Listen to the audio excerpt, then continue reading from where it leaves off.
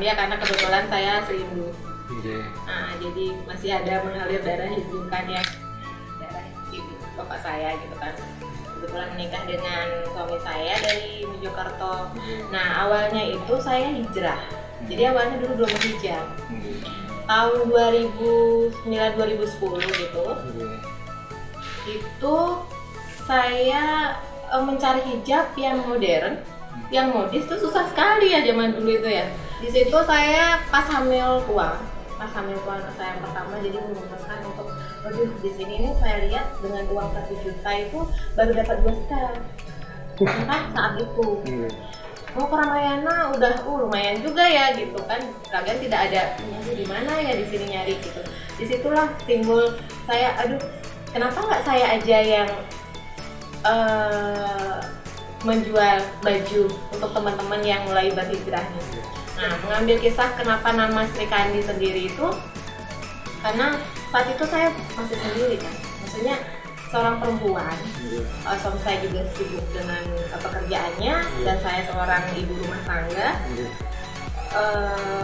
Ya udah saya pakai nama Sri Kandi. Maksudnya itu Sri Kandi, sosok Sri Kandi itu sosok yang bermanfaat untuk orang lain, yang gigih, yang tidak pernah mengenal lelah, apapun yang terjadi pokoknya berjuang terus gitu. Jadi inilah pakai Sri Kandi, Bismillah, tanpa tahu apa dah maknanya di belakangnya itu gitu. Sudah cocok aja nama Sri Kandi gitu.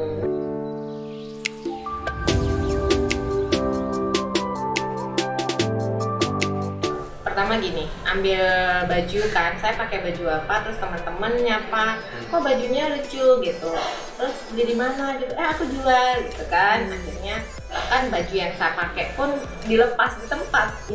Banyak mungkin teman-teman yang memang nggak tahu ya, pinginnya yang saya pakai gitu. Pinginnya baju yang saya pakai, saya bilang ini sudah saya pakai, tapi saya bilang ini saya sudah pakai yang kedua kali loh, saya bilang gitu kan. Nggak apa-apa, pokoknya mau yang dipakai. Ya udahlah, saya kasih kurang, maka saya kasih modalnya saja, karena kan nggak enak ya, masa jual baju bekas gitu. Kadang usah nggak apa-apa, samain aja harga yang lain nggak apa-apa, sampai sebegitunya.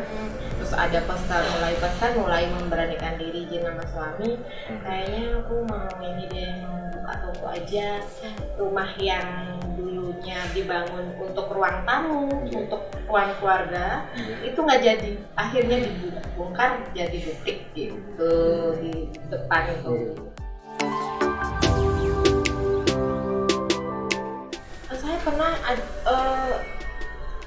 pernah yang tidak bisa, yang untuk makan hari ini itu saya harus menunggu jualan hari ini karena satu keliling utang ya, yang kedua biaya anak-anak sekolah harus dari mana, yang ketiga saya ngarepin sekali hari ini dapat jualan untuk bisa masak hari ini.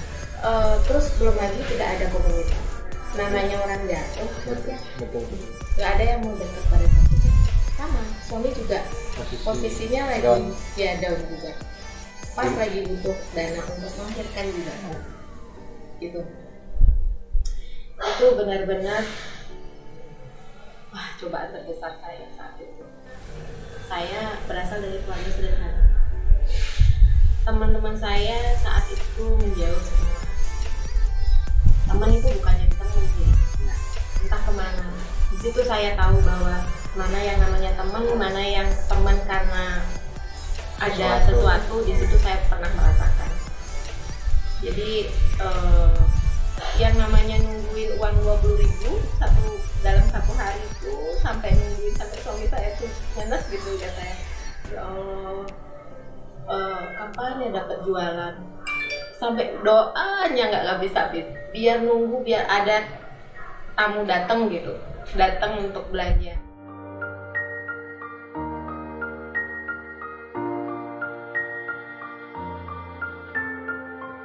Ada juga teman-teman yang datang tauin saya buka toko. Mungkin untuk pasaran saya memang menengah ke bawah ya. Karena saya memang dari keluarga sederhana, saya nggak muluk-muluk sih ya. Ngelihat ke toko saya itu, kamu mau jualan barang kayak gini-gini gitu. Kata-kata yang saya ingat, talat aja nggak ada yang masuk, apalagi orang. Dengan omongan itu selalu terngiang sampai saat ini. Oh ya Allah, Cuman itulah yang memotivasi saya jadinya.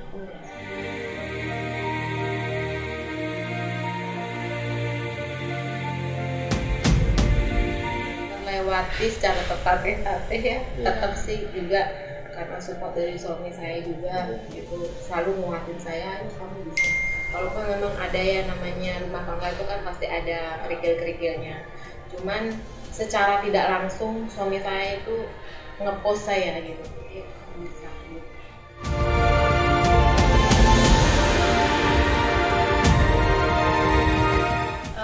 Kebetulan saya lahir di Bangli, yang kota desa yang kecil.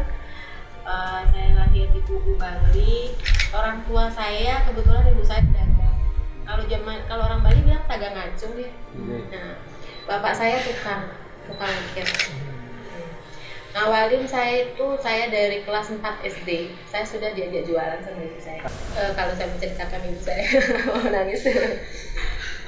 Beliau tuh sosok yang luar biasa ya, karena dari beliau saya mendapatkan banyak pelajaran. Mungkin secara tidak langsung saat ini saya baru menyadari. Kalau dulu tidak pernah menyadari. Kalau kita perempuan Bali itu kan harus mandiri gitu ya, harus dari kecil dididik. Kamu harus bisa ini, kamu harus bangun pagi, kamu harus bisa nyiapin saudara-saudaramu gitu. Dulu saya nggak terima. Orang anak lain nggak begitu, anak lain tuh dimanjakan gitu kan. Sedangkan saya kenapa harus dituntut seperti itu? Kenapa saya harus dituntut harus jualan untuk makan hari ini? Kenapa saya harus menemani ibu saya setiap ke pasar? Jadi kita buat canang kan, ibu saya jualan canang, buat canang di Kubu. Dulu tuh ada istilah bodak ya, satu bodak gitu, gede-gede yang gede-gede itu. 2 bodak, kadang 3 bodak itu naik angkot ke Kintamani. Jadi jam 3 sore, jam 1 siang berangkat Kintamani naik angkot. Ntar pulang malam sampai jam 7. Bayangin Kintamani saat itu masih berkabut. Itu bisa saya karena nggak dapat mobil tumpangan, itu saya naik truk. Jadi kita numpang sama truknya orang. Di situ saya setelah dewasa ya, saya baru menyadari, oh iya itu perjuangannya luar biasa. Sosok ibu saya tuh yang memperjuangkan anak-anaknya gitu sampai segitunya gitu untuk mencari sosok nasi. Itu beliau tuh inspirasi saya gitu. Itu mungkin salah satu yang mendorong naluri saya. Waktunya saya untuk membahagiakan dia sudah cukup. Saya bagaimanapun caranya gitu sampai saat ini gitu ya, dari benar-benar nol, dari nggak bisa makan istilahnya ya. Pertama karena doa orang tua saya, yang kedua karena restu dari suami saya. Walaupun tidak secara langsung beliau mengungkapkan ya kamu beginilah, kamu gini, enggak, cuman doa dari suami saya, restu dari anak-anak saya, karena dengan ikhlas mereka mau saya tinggalkan ketika masih kecil-kecil, masih umur 2-3 tahun saya harus kesana kesini nyari supplier, nyari barang itu dari pagi ketemu pagi, saya sendiri. Suami saya kebalikan, suami saya mendampingi anak saya yang keluar, karena suami saya kan terikat dinas. Dan kami ada komitmen kalau saya keluar kota berarti suami yang jaga anak-anak, kalau suami yang keluar kota saya jaga anak-anak gitu, biar jangan sampai meninggalkan anak-anak walaupun sesibuk apapun. Yang pertama sih pasti campur tangan Allah ya, itu kalkulatornya Allah itu ya.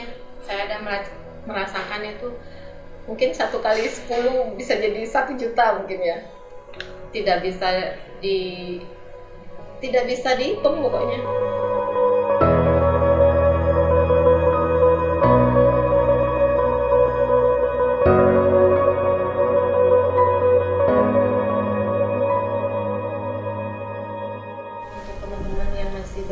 Zona nyaman ya, mungkin melihat Sri Kandi atau enggak melihat teman-teman yang sudah sukses gitu, ini enak sekali sudah naik mobil. Bagi yang belum punya mobil, benar ya, enak sekali rumahnya lantai 2. Bagi yang belum punya rumah, mereka yang masih ngekos itu sebenarnya satu mimpi gitu dulu. kita kalau punya mimpi kita mau kemana, kan ada tujuannya. Satu, kemana ini tujuan kita.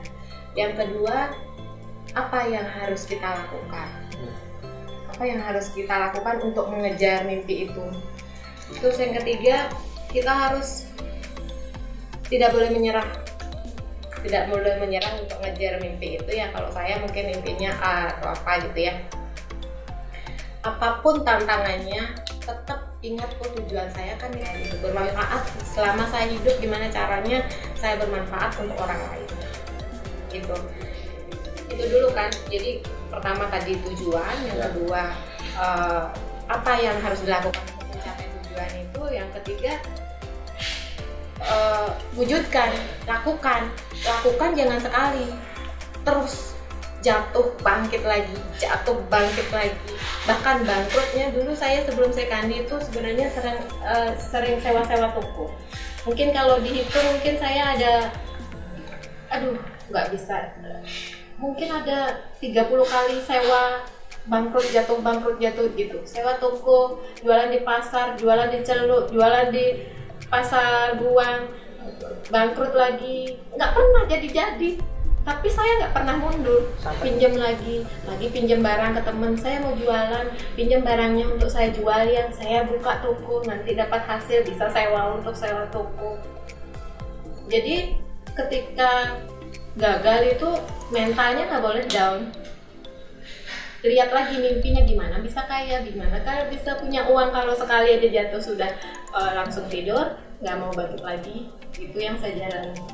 Jadi ketika jatuh terpuruk, saya lihat ibu saya, anak-anak saya, gitu. Adik saya harus kuliah, pegawai saya semua jadi tulang punggung. Kalau saya nggak buat kayak gini, saya bisa nggak gaji mereka? Jangan sampai saya itu pegawai saya berhentikan hanya karena kasus corona.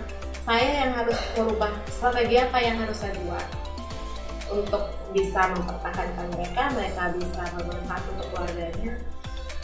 Intinya gimana ya, dalam kamus saya itu everyday is sedekah. Itu kamus saya, entah berupa rumah, entah itu berupa materi, kan orang nggak semua punya materi, entah berupa tenaga,